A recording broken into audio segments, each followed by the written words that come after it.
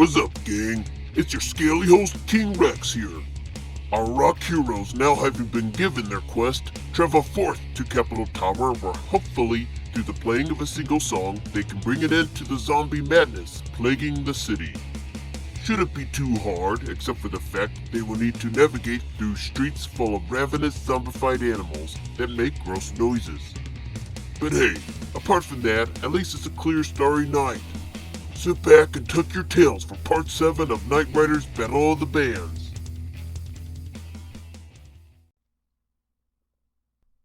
Axel peered through the cracked door to see if the coast was clear, or at least clear enough to begin their dangerous quest. It was difficult to see in the darkness of night, but the city lights revealed a few straggling zombies limping about as a reminder of the danger that awaited them. This made him all the more hope that the information they received from Lillian and Dr. Gimbels was honest and accurate to make their perilous journey worth the risk. There were so many questions and concerns that plagued his mind as far as whether they would be able to navigate the building with the pending zombie threat and gain access to the sound system. Even if by some stroke of luck they were able to make it that far, he worried if they would be able to play the tune at all. Unlike the typical Nightriders show they had jammed through countless times, they had not as much of a rehearsal with this chaotic piece of music handed to them only minutes earlier. I think we can go, but try to stay in the shadows as much as possible, Axel advised, setting their mission into motion. Axel, Rolf, and Lonnie stealthily began making their way through the streets, sticking to the shadows as planned. They had only walked a minute before Axel nearly jumped out of his scales when Lonnie unexpectedly let out a shriek of terror. Oh! By reflex, Axel and Rolf both unharnessed their guitars, preparing for battle, only to see a shaken Lonnie. What the heck is wrong with you? Rolf scolded, in a low voice. Sorry, Rolf, but your tail touched me while I was watching our back, and I panicked. Lonnie blushed with embarrassment. Before Rolf was able to open his mouth and continue chastising Lonnie, the sound of growling zombies in the distance quickly diverted his attention. We better keep moving, guys, advised Axel, concerned that Lonnie's little mishap had attracted the attention of nearby zombies.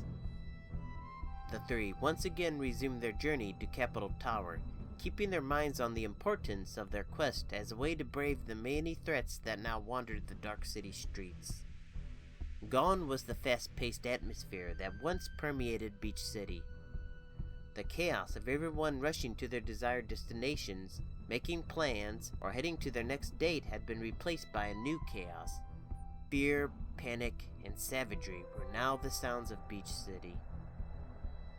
Whenever the Nightriders heard the sound of gunfire or screams, it motivated them to maintain their pace. The majority of their journey proved to be successful, while only having the occasional brush with a few stragglers.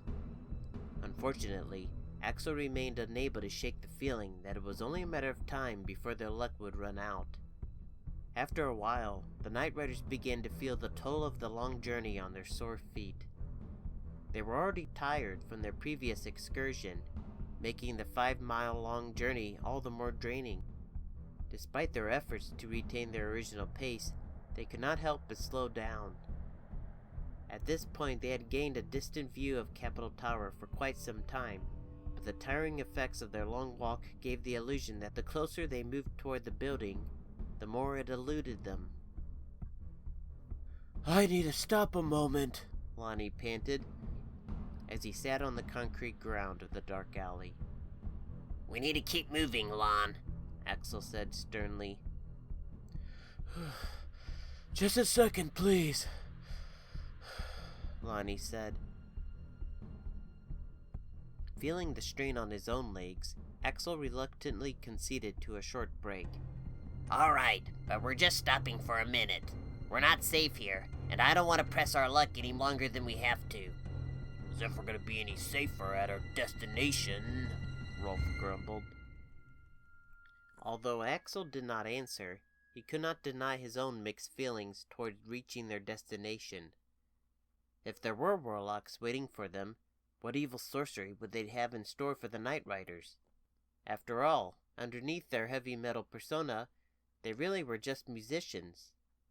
Sure, Axel had been in fights growing up, but he was no warrior, and certainly knew nothing of sorcery. In fact, the only card they had against the warlocks was the sheet music in Lonnie's backpack. Come on, Lonnie, Rolf said. We need to keep moving. I know. I'm ready. Lonnie yawned, while reluctantly returning to his feet. The Nightriders walked back onto the main street, and resumed their journey toward the tower. They had not walked for long when they heard the sound of motorcycles approaching. Axel turned around to see 4 sets of headlights zipping around the wrecked vehicles, heading in their direction. Lonnie quickly scrambled off the road. We better hurry! Axel and Rolf scurried after Lonnie. With barely enough time to get out of the way, the motorcyclists zipped past them at high speeds while maneuvering around the abandoned vehicles on the road. Axel sighed. Boy, we sure could use a couple of those. Shh! What's that sound? Rolf said. They briefly paused. Axel heard what sounded like a stampede of wild animals approaching.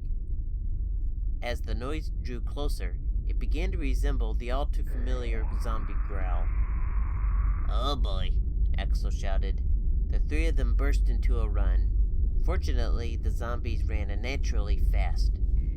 Every time Axel glanced over his shoulder, the distance between them and the zombies seemed to be rapidly disappearing. Suddenly, he felt his foot collide with an unknown object, and he collapsed to the ground, slamming his knees into the concrete. Ow! As Axel struggled to his feet, he was surprised to feel Rolf's furry hands helping him up. Despite their efforts, it was no use, as the horde had already overtaken them. Rolf and Lonnie unharnessed their instrument and began swinging away hopelessly at the ravenous zombies, only prolonging the inevitable. Just as the rock stars were about to give in to the mob of zombies, the screeching of tires and booming of rock music penetrated through the sounds of chaos. The zombies quickly turned their attention to the sight of approaching headlights of a vehicle that was clearing a path through the sea of bodies by knocking them out of the way. To their surprise, a black van zipped past them before screeching to a halt. The van immediately went into reverse and pulled alongside the Nightriders, having an all-too-familiar flaming heart logo on the side.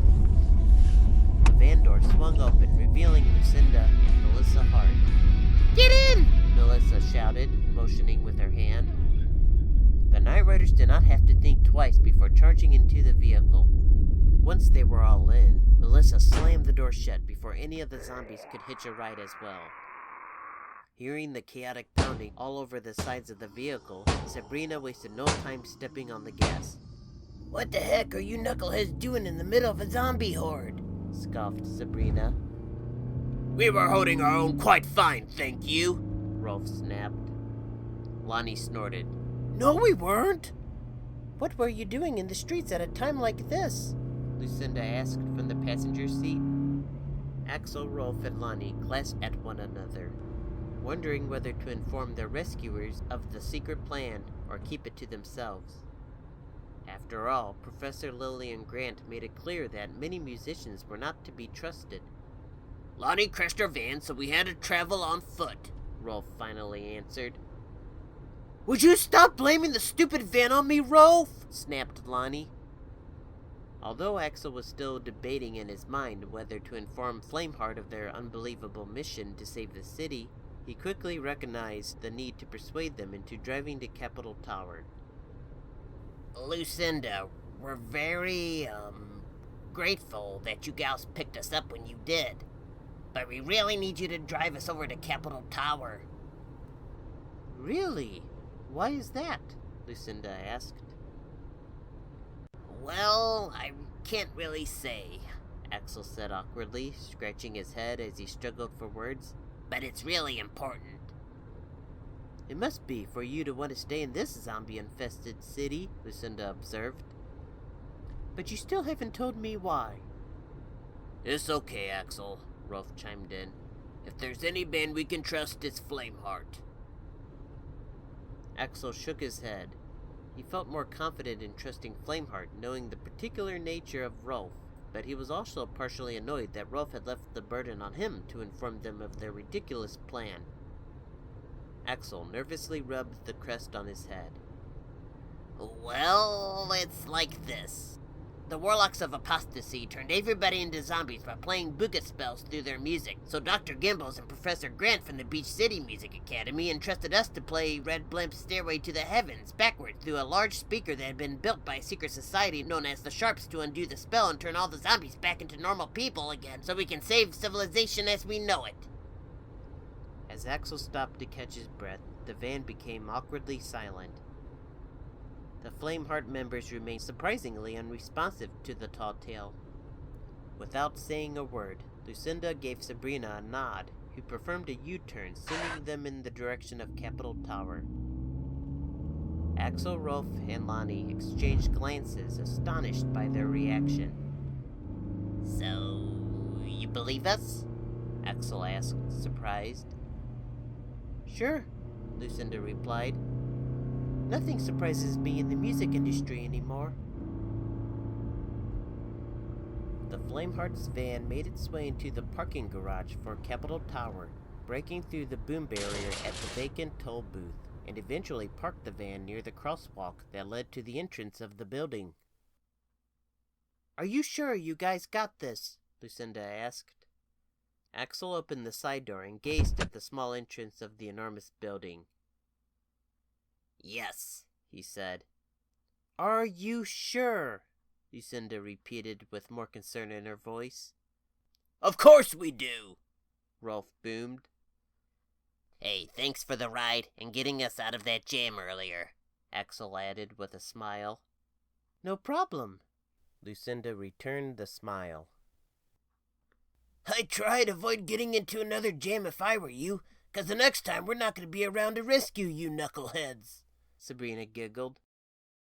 Axel let out a forced laugh. Ha ha, no. Rolf snorted. Goodbye, Lucinda, Lonnie said, embracing her in a hug. Lucinda returned the hug and kissed him on the forehead. Goodbye, sweetie. Be careful. We should totally do that show together when this is over, Axel said. Definitely, Melissa agreed. Good luck, guys. Axel, Rolf, and Lonnie stood on the sidewalk and watched as the black van disappeared from sight before returning their attention back to the tower's entrance. We got this, Axel said reassuringly, knowing he was trying to convince himself as much as his bandmates. He reluctantly led their slow walk toward the entrance. You put that sheet music in a safe place, right, Lonnie? Axel asked.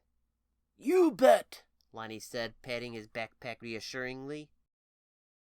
It's in my super secret compartment. Well, make sure it stays a super secret, Axel said sternly. The lobby appeared abandoned.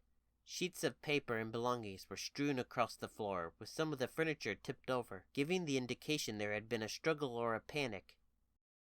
It was impossible to not be aware of the skyscraper's existence, due to the manner in which it towered over all the other buildings. Some claimed the building was owned by the government for an unknown secret branch of the ABI, Animal Bureau of Intelligence. Others claimed it belonged to an ancient secret society of elites that secretly ran the world from behind the scenes. And then there were the more sensible theories, such as the building serving as a large office for world commerce.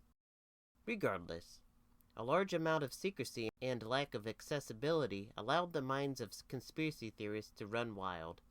Axel didn't have an opinion about it one way or the other. Do you think everyone's gone? Lonnie asked. I hope so, Axel muttered. However, he found this difficult to believe. We should take the stairs, Rolf advised. I don't want to be stuck in an elevator with all this warlock madness going on. Lonnie's jaw dropped open. Are you crazy? Do you know how many floors this tower has? 112, and we don't have the time nor the energy to waste climbing them, Axel interjected. What have I been telling you, lizard?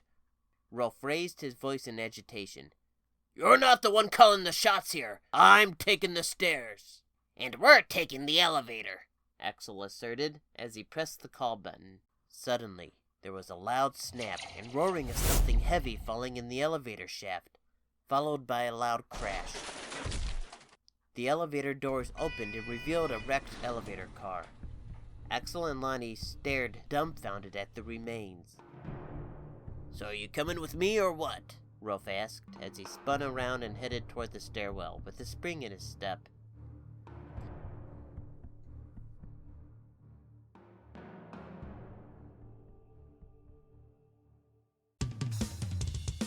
You know what, Axel? I think Rolf has a point. Elevators and warlock madness do not go together. And besides, towers and adventures are seldom conquered by the ease of an elevator. It's just the way it goes.